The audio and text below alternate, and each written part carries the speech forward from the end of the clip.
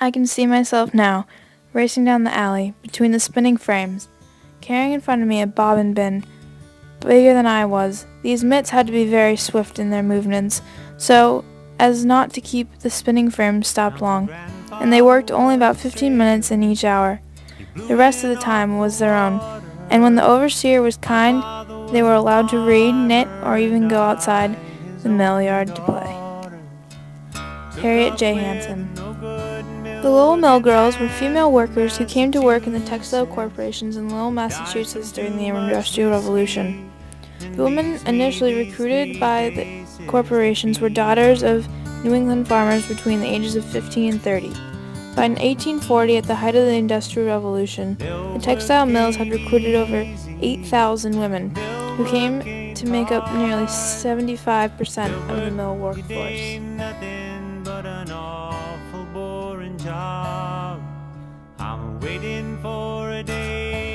In 1789, Samuel Slater left Britain in disguise and arrived in America with the plans in his head for a textile machine that would spin cotton. He contracted with a merchant manufacturer in Rhode Island to build the machine, and in 1791 he created the first efficient American machinery for spinning cotton thread. In 1793, another mechanical entrepreneur, Eli Whitney, graduated from Yale and spent some time as a tutor on a cotton plantation in Georgia. While there, Whitney devised a mechanism for removing the seeds from the cotton fiber that was 50 times more effective than hand-picking process, thus inventing the cotton gin. In 1837, John Deere was a typical blacksmith turning out hay forks, horseshoes, and other essentials for life on the prairie. Then one day, a broken steel sawmill blade gave him an opportunity. He knew that days on the field were difficult for farmers near his home in Grand Detour, Illinois, because they had to interrupt their work to clean the sticky prairie soil off their cast iron plows. He also knew that all the soil would easily slide off the highly polished steel moldboard.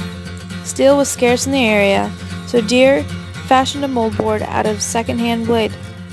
Production increased slowly at first, but Deere kept busy. Much of his work was done away from his forge.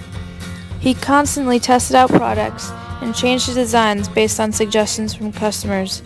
His research paid off, and by 1849 his business was booming. He produced 2,000 plows that year.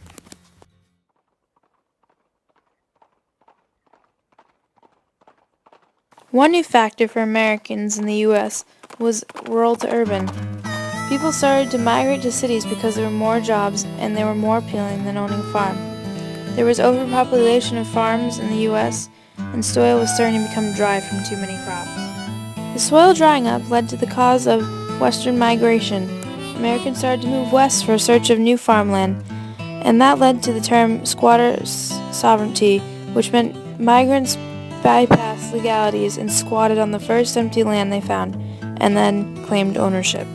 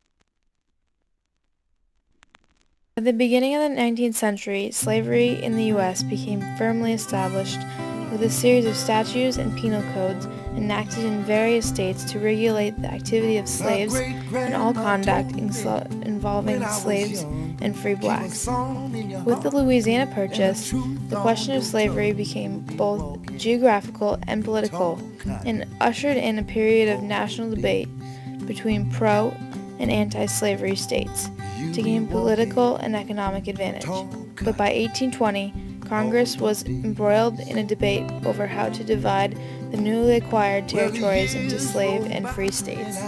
Done all I could to follow her advice, and it turned out good. I've been walking in tall cotton.